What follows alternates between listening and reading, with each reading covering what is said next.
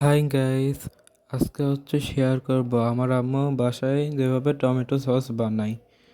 আর এই সসটা বানানোর জন্য প্রথমে আম্মু 1 কেজিরও একটু কম টমেটো সিদ্ধ, টমেটোর সাথে রসুন আর কয়েকটা শুকনো মরিচ সিদ্ধ করে নিয়েছে একসাথে।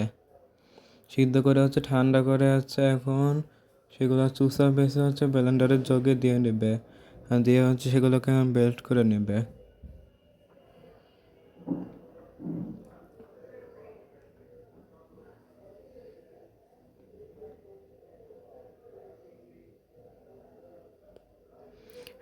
ব্লেন্ড করা হয়ে গেছে, এখন সেগুলো সেকে নিবে। সেকে নেওয়া হয়ে গেছে, এখন চুলা জলে এখন নাড়তে হবে। নাড়তে নাড়তে এক চিনি দিবে। এই চামচের আমার 2 চামচ চিনি দিবে। মিষ্টি আপনারা আপনার পরিমাণ মতো দেবেন, বেশি খেলে বেশি মিষ্টি দেবেন, কম খেলে কম চিনি দেবেন। আমি 2 চামচ চিনি দিয়েছে, 2 চামচ চিনি দেওয়া নাড়তেছে। এটা অনবরত নাড়তে হবে, না লেগে যাবে পাতিলে।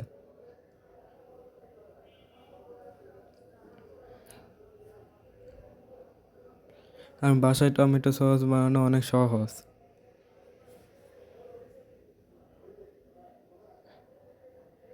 এখন আমি একটু স্বাদ মতো লবণ দিয়ে দিচ্ছি, একটু অল্প একটু লবণ দিয়ে আবারও নাড়তেছে। আর এখন আম্মু কর্নফ্লাওয়ার দিয়ে দিবে, গুলিয়ে নিচ্ছে পানিতে। পানিতে গুলিয়ে নেওয়ার পর এখন অল্প করে কর্নফ্লাওয়ার দিতে হবে। আর এই কর্নফ্লাওয়ার দেওয়ার সময় এই টমেটো সসটাকে নাড়তে হবে, নেড়ে নেড়ে আস্তে আস্তে দিতে হবে কর্নফ্লাওয়ারটা।